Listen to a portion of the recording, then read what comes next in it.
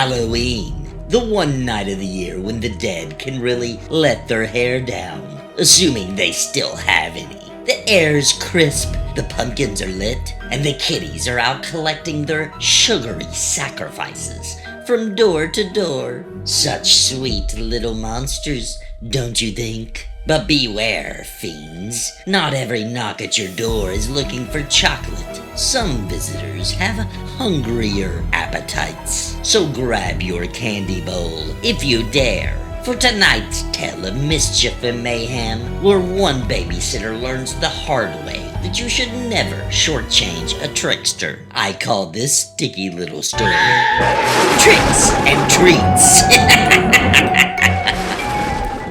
The air was a crisp, golden cider, thick with the smell of wood smoke and the sweet, manufactured scent of fun-sized candy bars. It was the kind of Halloween night that only ever exists in memory or on a movie screen. A symphony of giggling kids, parents murmuring on porches, and the perfect orange glow of 100 grinning jack-o'-lanterns. Inside the tidy suburban ranch, however, the atmosphere was less charming. Lena sat curled on the sofa, bathed in the sickly blue light of her phone. At 23, she was well past the age of trick-or-treating, now babysitting Max, the 2-year-old pumpkin suit toddler, currently asleep upstairs. Felt less like a job and more like an interruption. Every 2 minutes, it seemed, the doorbell chimed, a cheerful, insistent ding-dong that yanked her attention away from a particularly juicy thread on social media. Ding dong, Lena sighed, loud enough for the empty room to hear her complaint. Oh, for the love of, don't these people have homes? She dragged herself to the door, the television screen behind her flickering between a slasher movie marathon and the local news, which was running a boilerplate segment on pedestrian safety and candy inspection. She barely looked at the trick-or-treaters. She just grabbed the candy bowl filled to the brim with chocolate and nougat and shoved a handful toward the waiting bags. Happy Halloween.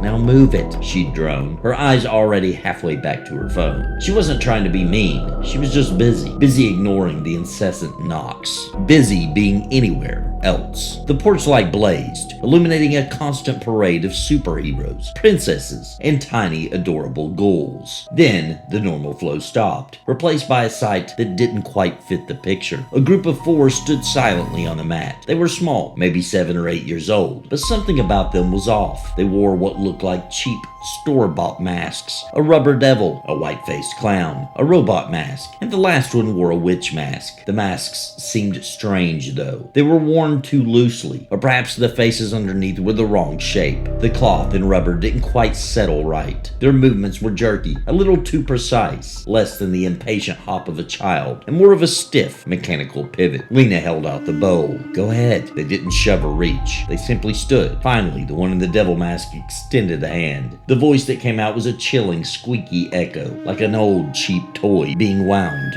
too tight. Trick or treat. Lena didn't register the unsettling quality of the voice. She just registered slow. Come on, kids. Grab some and go. Plenty more waiting. They scooped out a meager 2 pieces each. Then they didn't run off to the next house with a whoop, as normal children do. They drifted. They turned as one and slipped off the porch, melting into the shadows beneath the oaks that lined the sidewalk, leaving no sound of footfall behind. Lena simply shrugged, muttering, "Weird kids," and returned to her scroll. The seeds of the evening's horror were sown, and Lena, in her blissful, irritated distraction, had barely noticed. The evening wore on, the traffic of costumed kids slowly thinning out. Lena was now watching the slasher movie proper, a cheap, gory affair that didn't require much attention. Max was still silent upstairs. She was almost ready to call it a successful, quiet night. Ding dong. Seriously? It's getting late, she grumbled, stomping back to the door. When she pulled it open, her patience evaporated. Standing on the porch was what looked exactly like the group from before. The same height, the same strange stillness, but their costumes were different. Now they wore an old-fashioned vampire cape and mask, a flimsy ghost sheet,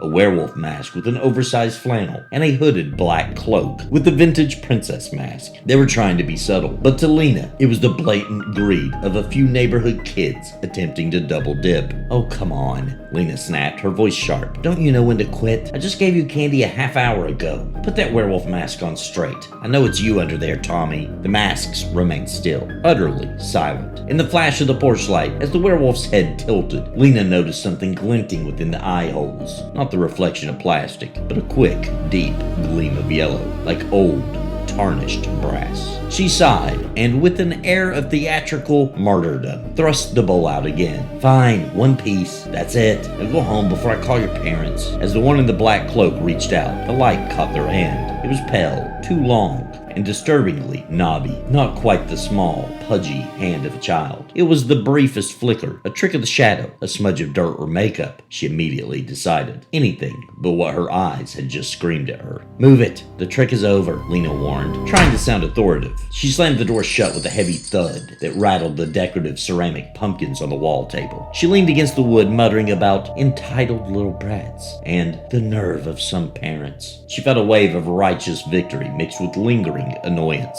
It was in the sudden manufactured silence after the slam that she heard it. Max was crying. It wasn't a demanding toddler cry, but a small, choked, terrified whisper. Lena rushed to the bottom of the stairs. Max, what's wrong, sweetie? Did the slam wake you up? She went to comfort him and found him standing by the upstairs window, clutching his pumpkin suit to his chest, tears streaming down his face. He wasn't looking at her. He was looking out. The funny kids, he sobbed, pointing a tiny, shaking finger towards the blackness beyond the streetlights. The funny kids are watching. Lena peered out. The street was empty. The shadows were just shadows. The wind made the fake cobwebs flutter on the bushes, but the paranoia was catching. She was back downstairs just as the news segment she'd ignored earlier shifted into focus. And police are advising residents to be vigilant tonight as they investigate reports of a Halloween night prowler in the Oak Knoll neighborhood, described by witnesses as a tall, unusually thin individual. Oak Knoll was this neighborhood. Her heart gave a solid, sickening thump against her ribs. The house suddenly felt transparent, the windows like sheets of ice offering no privacy. She started seeing things. A quick, dark movement past the kitchen window, a shape in the reflection of the TV screen, the bobbing head behind a distant hedge. Probably just shadows. Probably just trick-or-treaters finally walking home. Probably.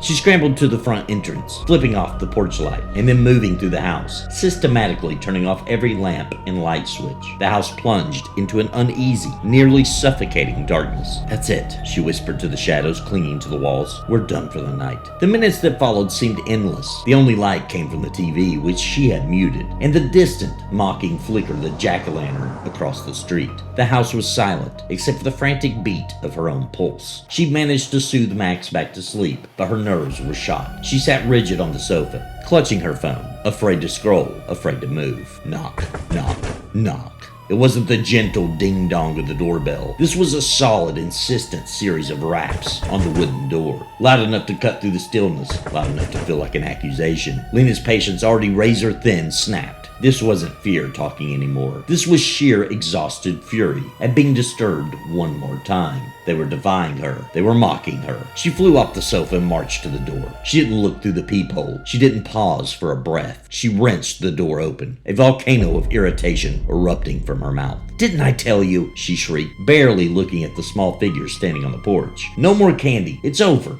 The lights are off. Beat it. Get off my porch before I call the police. She didn't wait for a response. She slammed the door with such force that a picture frame on the wall rattled loose and crashed to the floor. As she stood there, panting with a mixture of anger and a sudden unpleasant flash of guilt, she heard a sound from outside that was different from the usual scampering retreat. She heard shocked silence, followed by the muffled, confused whispers of real, genuine children, their feelings clearly hurt. It turns out those had been the actual normal neighborhood kids, just arriving late. Lena immediately regretted the outburst. Oh, dang it, she muttered. She'd been a jerk, a terrible yelling jerk, to real kids who were just enjoying the holiday. But the moment of guilt was quickly devoured by a deeper, colder dread. From the dark yard out past the edges of the light came a sound she didn't hear, but felt. A tiny rasping chorus of whispering giggles.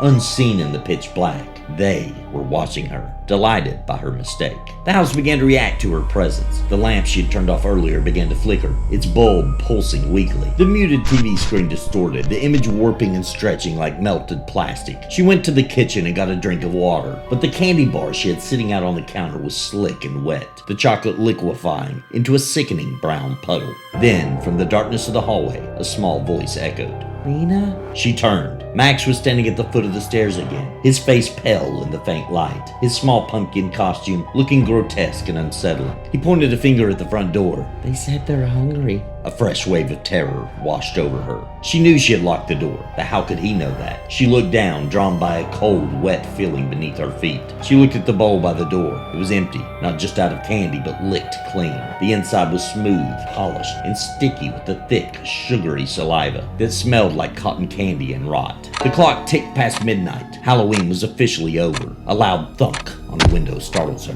Lena sat bolt upright, frozen by the sound from outside. It wasn't a knock this time. It was a wet splat against the window pane. Eggs. "That's it," she hissed, her nerves completely shredded. It had been the kids she'd yelled at, getting revenge.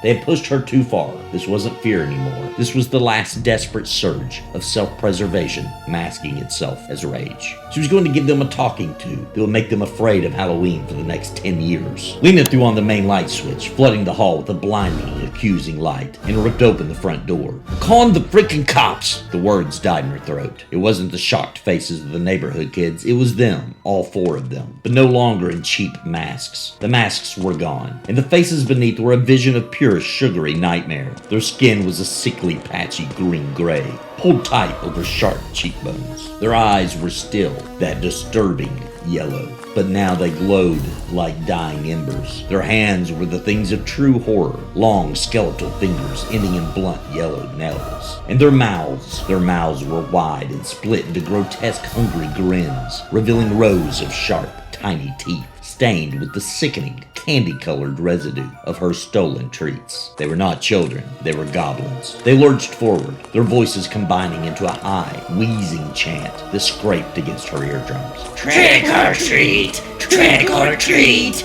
Trick or treat!" Lena screamed, a thin, meaningless sound, and slammed the door shut, locking the deadbolt, throwing her entire weight against the wood. She scrambled back, running a frantic, clumsy race up the stairs to Max's room. She had to get him. She had to get the phone. She threw open his door. Max's room was silent. His small, pumpkin-shaped costume, the padded orange body, and the little green hat lay empty and deflated on the floor by his crib. The window next to his bed was wide open, the thin cotton curtains billowing inwards, smelling of crisp night air and something sweet and cloying. From the yard below, closer now, she heard their hideous, wet giggles, and woven into that awful sound, a tiny, faint, terrified voice. "Trick or treat." The goblins had taken their due. The morning dawned pale and gray, washing the suburban street in a cold, unforgiving light. The front porch of the quiet ranch house was a scene of chaos. Police tape cordoned off the yard. The lawn and porch were littered with candy wrappers, ripped open and flattened, mixed with countless sticky footprints that led straight off the property and into the thick,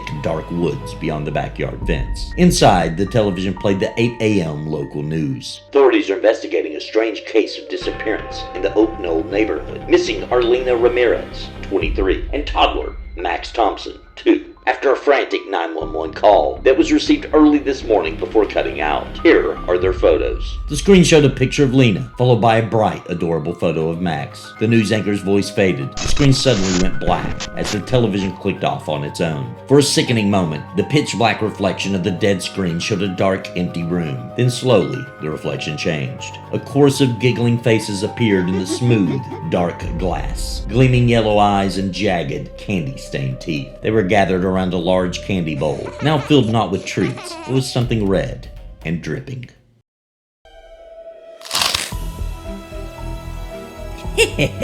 Well, looks like Lena finally learned to share, though she may have bitten off more than she could chew.